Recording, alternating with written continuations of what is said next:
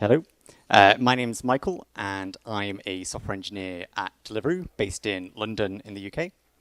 Today I'm going to be talking about how we migrated part of one of our applications from Ruby into Rust. Yesterday we had a few talks going through embedding Rust within Python. So you could think of this as the equivalent, but for Ruby. There's a few things that we learned during the process and a few improvements we made to the existing tooling for embedding Rust within Ruby. So I'll be going through those today.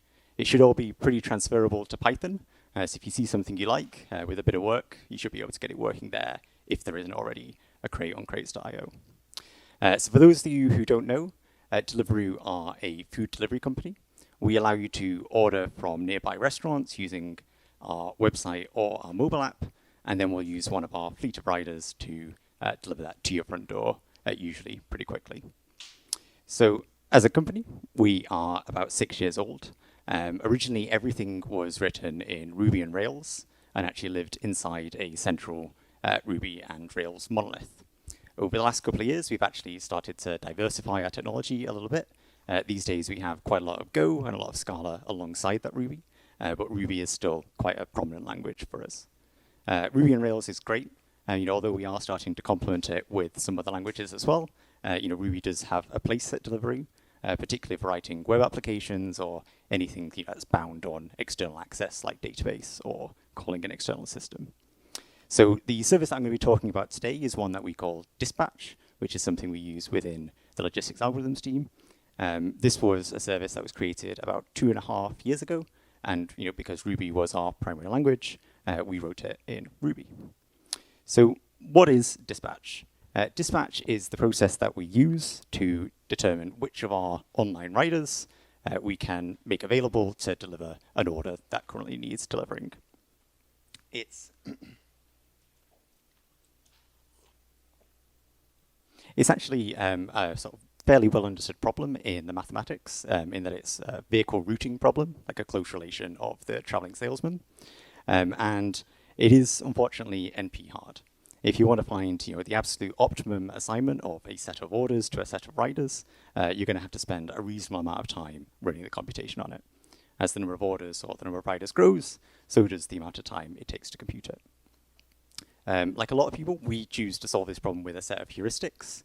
We try and approximate an optimum solution as well as we can, and then to refine the optimized solution to try and squeeze as much efficiency out of our delivery network as we can. There's one extra twist, which I certainly hadn't realized before I came to join Deliveroo, which is a lot of the inputs to this algorithm, figuring out when the food's going to be cooked or determining how long it would take a particular rider to get from A to B, obviously aren't known to us up front.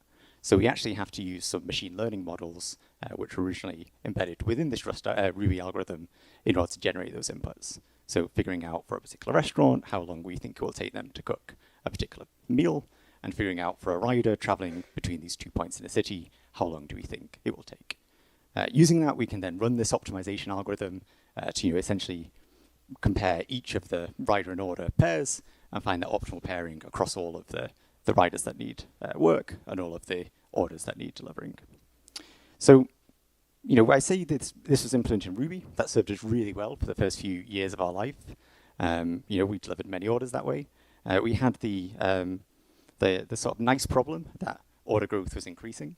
We were delivering more and more orders every day, and we started to encounter a problem that shouldn't really come as too much of a surprise, but when CPU bound, Ruby is pretty slow.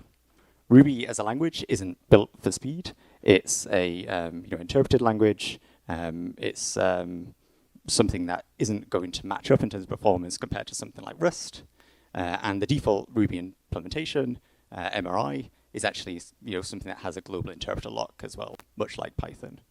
This was particularly unfortunate for us because this algorithm that we run, it can be parallelized quite nicely in quite a few places. And we were frustrated that although we knew we could squeeze out more performance by parallelizing it, we were struggling to do that in Ruby while still maintaining the code base.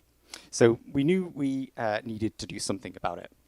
We started to look at our options. How can we speed up this algorithm? What technologies can we add to our existing Ruby code base to do this? We looked at the usual suspects. We looked at running Ruby on the JVM using JRuby, which unfortunately wasn't possible for us because we were using a few different C extensions at the time. And eventually, after a bit of research, we settled on Rust, which should, again, not be too surprising. We chose Rust for like a number of different reasons, not least because it is fast. It was something that we could use to like solve that speed problem, to buy us some time to run more complex optimizations and reach a solution to that vehicle routing problem that was more optimal. But also because we knew that this algorithm could be parallelized. We wanted to choose something that we could parallelize with confidence. One of Rust's marketing terms is this fearless concurrency. Being able to use the type system to essentially parallelize some code that would otherwise be single-threaded, and have the guarantee that it's going to do so without any data races. And that seemed super appealing to us. We also knew that we had a quite large and fairly well-tested code base. We were pretty uninterested in doing a complete from-scratch rewrite. We were ideally looking for something that we could embed within the Ruby interpreter so that we could continue to use Ruby for the tasks that it made sense to use Ruby for, but then also complement it with Rust for these computationally expensive parts where we didn't need that speed. There are a few options for writing an extension in Ruby, just as there are in Python. C is a common one. We chose Rust, but fundamentally what we were looking for there was something that was quite lightweight, ideally something that didn't bring its own GC, because we already have the Ruby GC to deal with, and ideally, again, something that doesn't bring its own runtime. Both boxes that Rust ticks quite well. One of the questions when choosing Rust for a new project is always, is the Rust ecosystem there? Does it have the library support for what I want to do?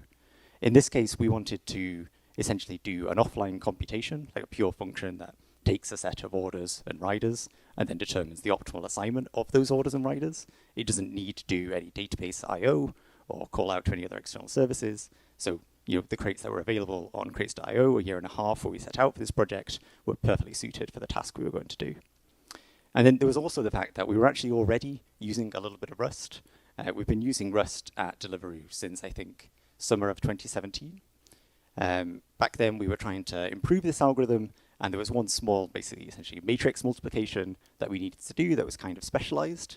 And rather than implement that in Ruby or implement that ourselves in a language like C, we found a crate on crates.io that implemented it, and we just wrote a simple Ruby C extension in order to call it from our Ruby code base. So, through that, we had gained some familiarity with Rust. We had maintained that code for about a year and a half at that time.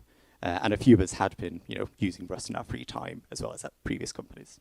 So it seemed like a fairly simple choice. We were going to use Rust. What next? How can we actually make this a reality within our code base? What we really wanted to avoid was this. We didn't want to just, ship one big change that basically re-implemented the entire algorithm that we'd spent years maintaining and building, and then replacing it with Rust overnight. That seemed like a surefire way to introduce bugs, or even worse, cause some downtimes for our systems. What we wanted to do instead was something much more incremental.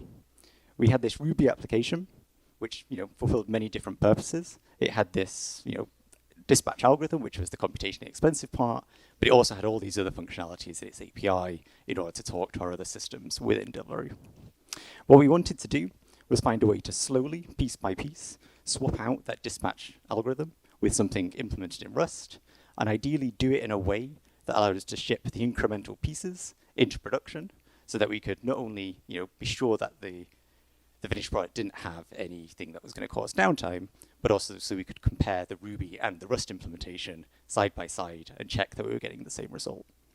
One of the issues with optimizing algorithms like this is as a human looking at the result, it's not always obvious that it's correct. So really, we did need to run it side by side for quite a while to be completely confident that our new code base did exactly what the old did before. The added advantage of this approach was that we had a fairly comprehensive set of tests in Ruby. If we could migrate the parts of this algorithm from Ruby to Rust, basically class by class, we could actually run that existing Ruby test suite on the Rust code and get even more confidence that what we were doing was correct.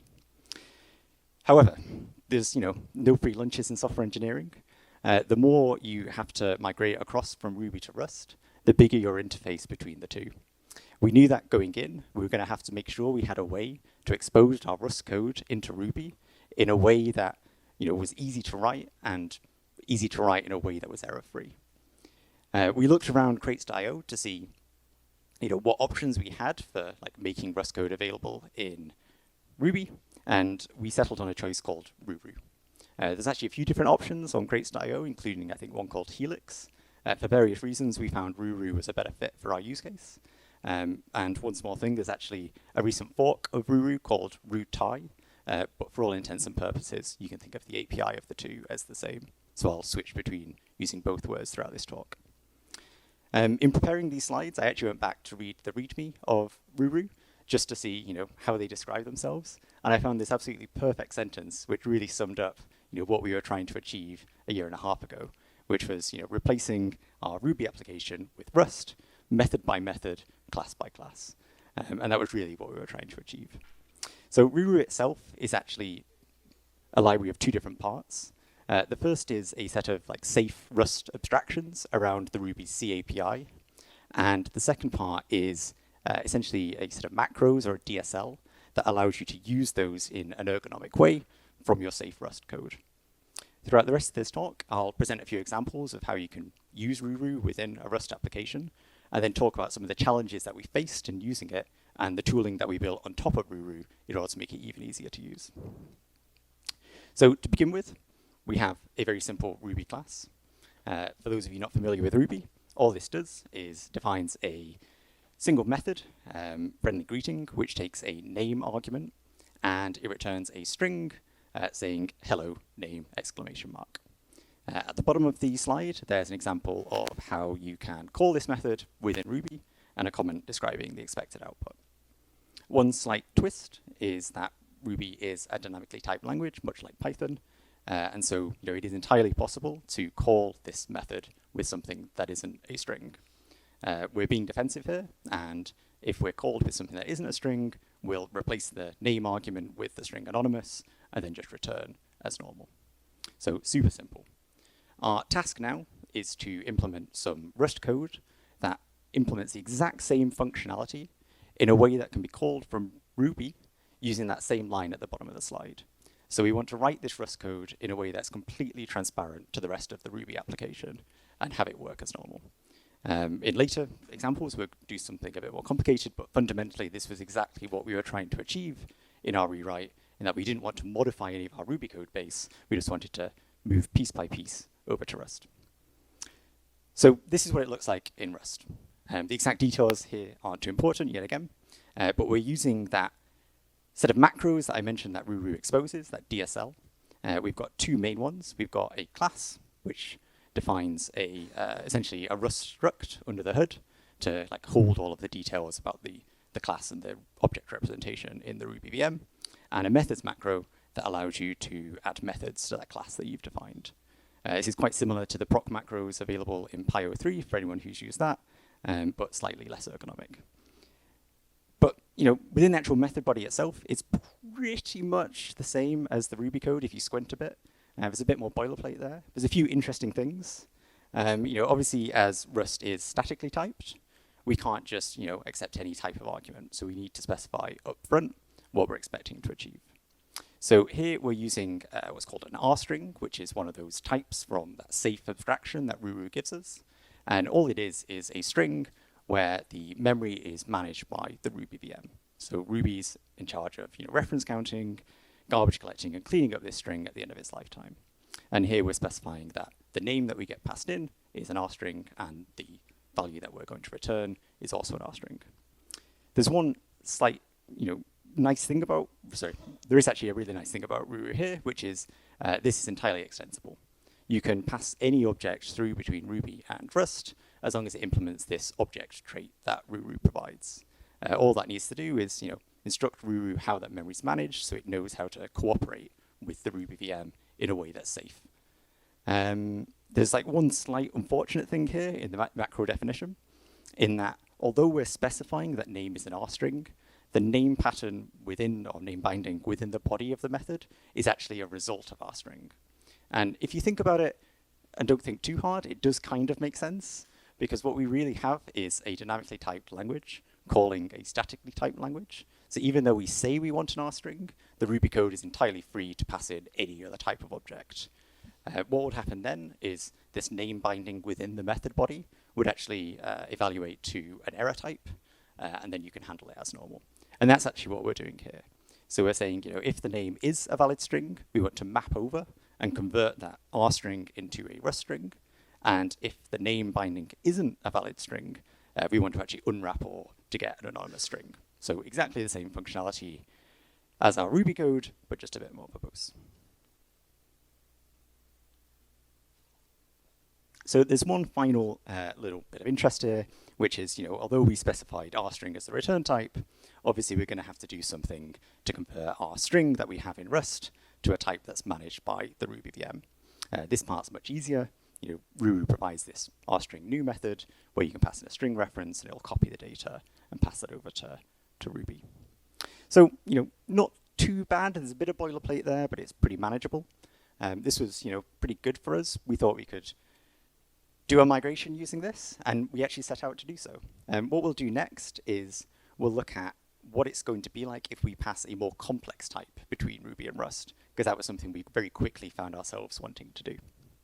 The first type we'll look at is actually an order.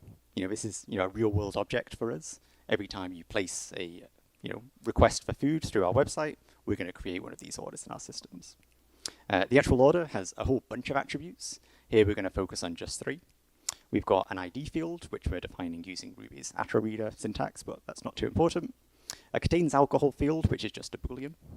And then a delivery location attribute, which returns a more complex type. In this case, it's a hash containing the latitude and longitude, but again, the details aren't too important.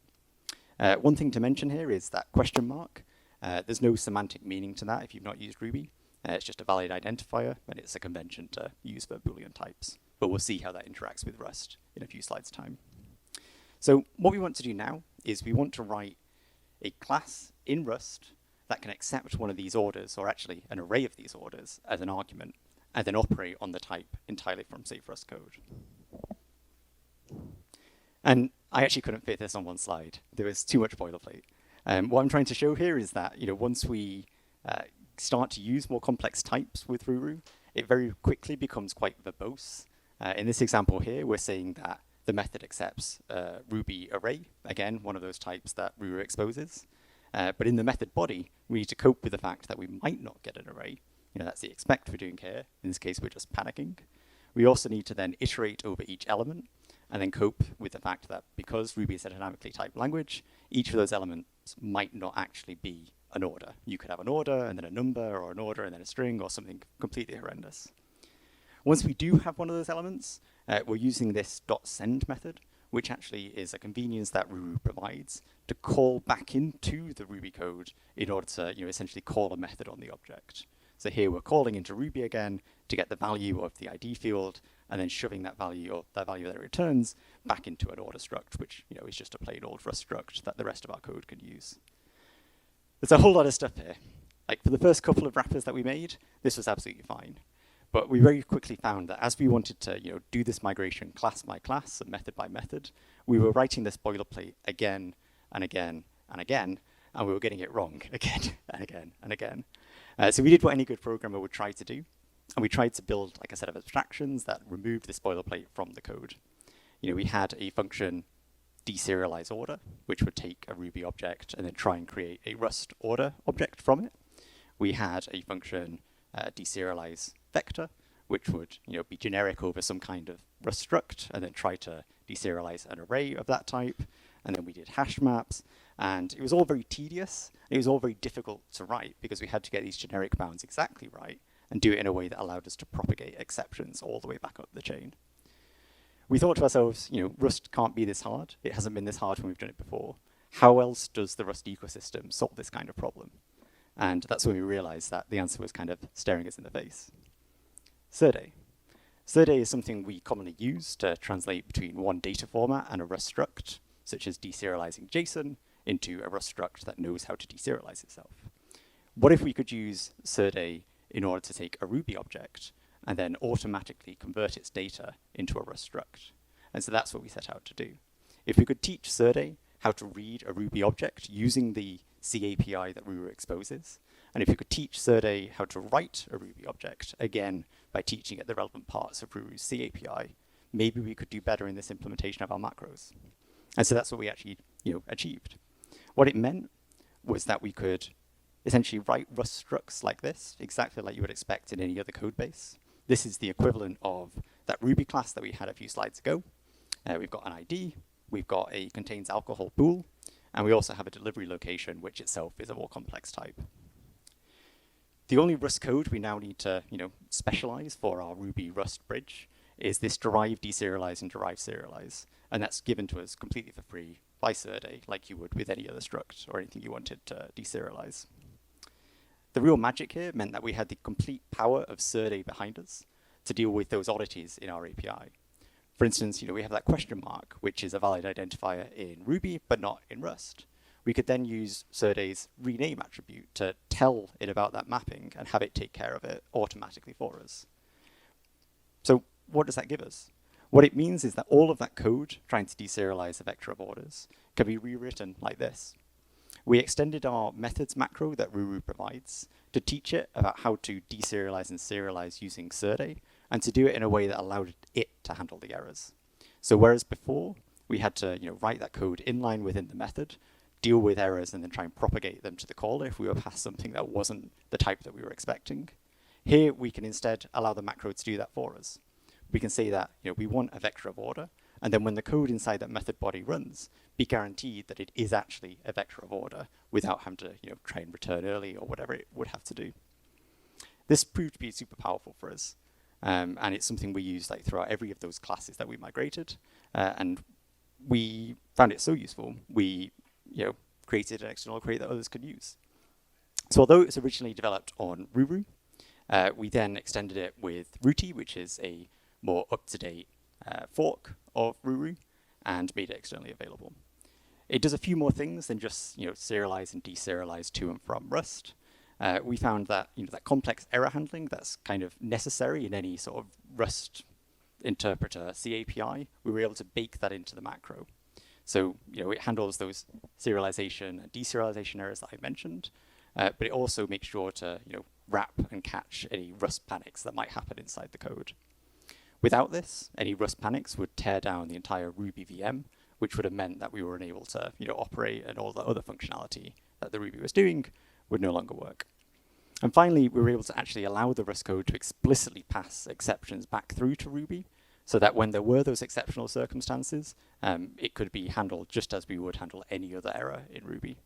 This is actually something we didn't use very much. One of the nice things about this dispatch algorithm is that because it is pure, there's very few things that can go wrong given a set of inputs. But there are a few business rules that necessitate that in our domain. So, a few times here I've mentioned errors. That turned out to be pretty critical for the success of this project for us. We were testing, moving many different classes across, both in development and then later in production as we deployed them. And we needed to make sure that when we did encounter something, we did have all of the information necessary for us to go away and debug it. We wanted to make sure that when something happened in production, we could, know exactly where it happened, what it was trying to do, when it happened, and then try and reproduce it in our development environments. There's nothing groundbreaking here.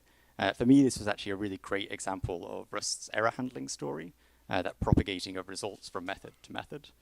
This one here comes from our ThirdA implementation.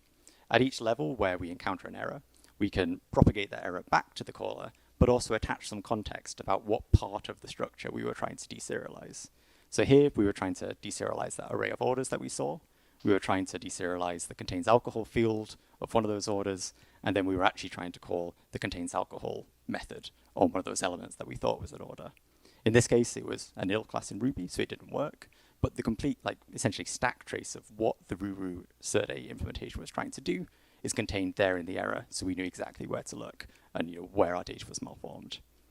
Because we were coming from a dynamically typed language, it turns out that our Ruby code base did have all sorts of assumptions of what attributes were available where. So we did actually encounter quite a few issues when migrating across to this statically typed system, where we needed to put better design around our data structures to make sure that when you thought you had an order, you actually did have an order and not some kind of proxy object that tried to pretend to be one. This error handling turned out to be super useful. and was actually one of the biggest successes of the project. So, in the end, we shipped this in 10 different stages. Like each one of those stages would pull quite a few of the classes from Ruby into Rust. But we made sure that every time we did ship one of those stages to production, it was carefully feature flagged. We wanted to run both the Ruby and the Rust side by side for a little time to make sure the Rust didn't have any errors, but also to check that the two algorithms were outputting the correct values, or at least the same values. Sometimes we did actually turn one of these stages off and switch back to Ruby after having deployed it. The nature of a problem like this is that there's actually quite a lot of code that executes in quite tight loops, and the calling from Ruby to Rust isn't completely free. So if we were doing that many hundreds of times per second, it was actually in a few cases slower than it would have been for the Ruby implementation. We weren't too worried about that because we knew once everything was in Rust, we'd be transitioning into Rust once and then back out of Rust again at the very end with the complete solution. But all we wanted to prove throughout this migration was that the code worked. The final thing, actually, which didn't prove to be necessary in the end, was that we wanted to make sure that if things did start to crash, even if the algorithm worked, if it seg-faulted, if the Rust panicked and our code didn't quite handle that panic correctly, we wanted to make sure that the algorithm was still able to work. We put in place some monitoring, and we made sure that if that monitoring were to trigger, the code would automatically fall back to the Ruby version of the code and continue to operate as normal. Thankfully, all this stuff in concert worked quite well. I don't think we had any incidents of any kind while trying to move this code across. A few of the stages didn't quite work the first time, but that was fine. We'd done that incremental rollout, we'd carefully feature flagged, but overall, the project was a huge success. Finally, I'd like to end on this graph.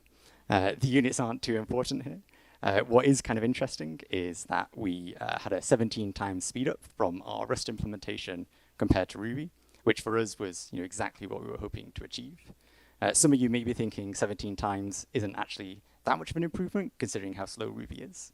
But in truth, what we have to remember is that that Ruby version was already using a small part of Rust for a very computationally expensive part of the algorithm. I think if we were to compare a pure Ruby implementation to a pure Rust implementation, we'd have seen a much, much bigger improvement, but we were pretty happy with this as it is. What this has allowed us to do is it's allowed us to go back to the algorithm, introduce more optimizations, essentially, searching more of that search space of, rider order combinations to find a more optimal solution within the same time that we had before. So, this is one of those cases where, software optimization isn't just about getting the result quicker, but it's actually about returning a more optimal result, which really affects how people move around the world and really affects how quickly you get your food. Unfortunately, we didn't measure the impact of this change on order duration. I would have been really interested to do so, but maybe one day in the future. It's also worth mentioning, actually, that this migration was a one-to-one copy of the existing Ruby algorithm, just again to make sure that we could compare side by side. What we were able to do afterwards was go back and add parallelism to those parts that we'd always wanted to parallelize. And both in a good way, but also kind of frustratingly, after all of that time, the only work we needed to do was, I think, about a 5-line pull request to change a inter-iter to some rayon combinator that parallelized it over a thread pool, and again gave us a massive speed boost. So that was for us at least, a really great example of that fearless concurrency that Rust promised. It'd give us those safety guarantees that we'd built within as we designed this system, and then it meant the actual parallelism was almost a free operation at the very end of the project. So that's it. Thank you very much. I'm more than happy to answer any questions.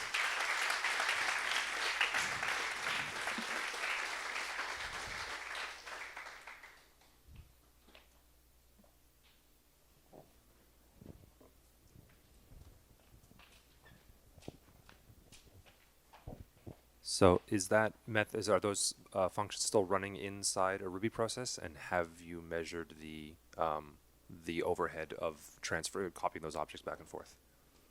So right now we do have, during the migration, each one of those Ruby objects would be called, Rust objects would be called from Ruby many, many times, depending on what configuration was in Rust and what part was in Ruby at any given point in the migration. But right now we have a single interface between the Ruby and the Rust, which says, here are a set of orders, here are a set of riders who are online at the moment, please give me an optimum plan. The actual time to transfer between the Ruby and the Rust is fairly small. I think well under 10 milliseconds. I think well under a millisecond actually.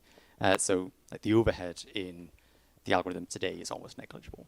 As I say, like when we did have like more like back and forth over that interface, it was more of a problem, particularly when it was in a tight loop.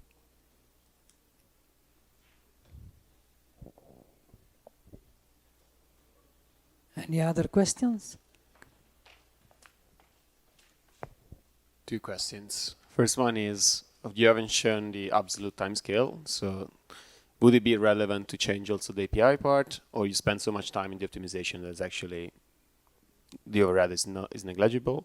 The second one is always when I ask for migration is how has this impacted the team that's working on it, how they got along with the new language, and so on and so forth. Both really good questions. So there is actually a timescale on here. This is seconds, but it's kind of meaningless because the way this algorithm works is it's quite, like the runtime is very much affected by the size of the input. The actual API itself is fairly simple. Like it's basically a CRUD API on the database that holds the like real world impact, you know, which rider is currently delivering which order. We don't have any plans to move that across to Rust, just because the Rails API is working so well for us. There is, you know, definitely some mental overhead in having a code base that is both Ruby and some Rust inside it. If developer time was free, if we didn't have to ship other features, I would love to go back and have, you know, a single homogeneous code base that is Rust. Certainly when we started this project, I don't think the web ecosystem for Rust was quite as mature as we would like, but I think now it's probably getting to that point where we could consider that. And to your second question, how did the team find, you know, using Rust? A couple of us, so the team was about 5 at the time when we embarked on this project. 2 of us had used Rust before, but the other 3 were brand new to Rust. One of the nice side effects of like doing this project piece by piece meant that we were able to parallelize the actual work of migrating amongst the developers. Some parts were easier than others. You know, some classes in Ruby were quite simple and translated to quite simple code in the Rust implementation, and we were able to, you know, choose who would work on what to make sure that there was like, an appropriate level of onboarding. At the end, I'd say Rust knowledge within the team was quite evenly distributed. Surprisingly, people didn't find it too hard to learn Rust and cope with this Rust inside Ruby, which is a little weird at times. But yeah, I'd say it was quite a success. Thank you.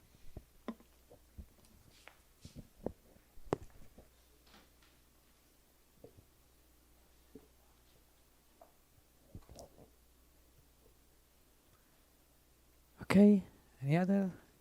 Okay, thank you. Thank you very much.